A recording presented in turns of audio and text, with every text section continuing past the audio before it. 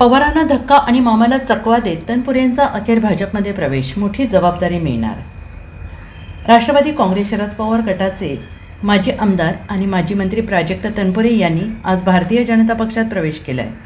आता तनपुरे यांनी अहिल्यानगरमधून विधान परिषदेची उमेदवारी मिळण्याची शक्यता आहे. महत्त्वाची म्हणजे प्राजक्त तनपुरे हे राष्ट्रवादी शरद पवार पक्षाचे ज्येष्ठ नेते जयंत पाटील यांचे भाचे आहेत. तनपुरे यांनी हा निर्णय अत्यंत विचारपूर्वक आणि कार्यकर्त्यांशी चर्चा करून घेतल्याचं म्हटलं आहे. प्राजक्त तनपुरे यांच्या अनेक पदाधिकाऱ्यांनी आज भाजपचा झेंडा हाती घेतला आहे.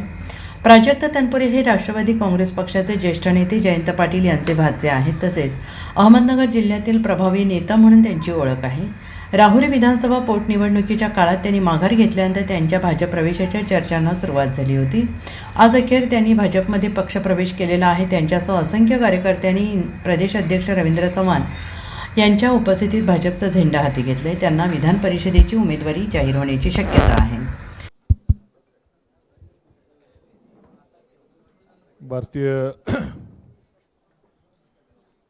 भारतीय जनता पक्षाचे प्रदेशाध्यक्ष आदरणीय रवींद्रजी चव्हाण साहेब आणि आपल्या अहिल्यानगर जिल्ह्याचे माजी खासदार सुजयजी विखे पाटील यांच्या उपस्थितीमध्ये आज आपण राहुरी तालुक्यातल्या राष्ट्रवादी काँग्रेसचे आपण सर्वजणांनी भारतीय जनता पक्षामध्ये प्रवेश या ठिकाणी केलेला आहे. मी साहेबांचे या ठिकाणी मनापासून आभार व्यक्त करेल. त्याचबरोबर राज्याचे मुख्यमंत्री देवेंद्रजी फडणवीस साहेब यांचे देखील मनापासून आभार त्या ठिकाणी व्यक्त करेल.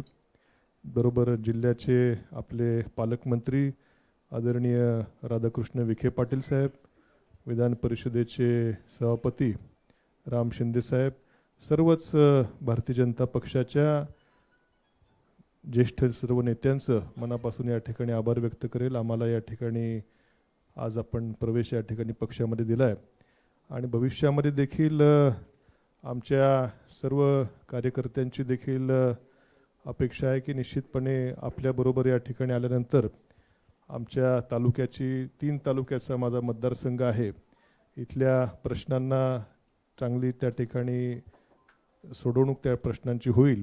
वेगवेगळे विशेषतः आमचा ग्रामीण मतदारसंघ आहे, विजेचे, शेतीचे, पाण्याचे प्रश्न हे निश्चितपणे आपल्या माध्यमातून, सरकारच्या माध्यमातून अधिक चालना या सर्वाला मिळेल अशी आमच्या सर्वांची या ठिकाणी अपेक्षा आहे. मी आज काय जास्त खरं बोलू शकणार नाही, परंतु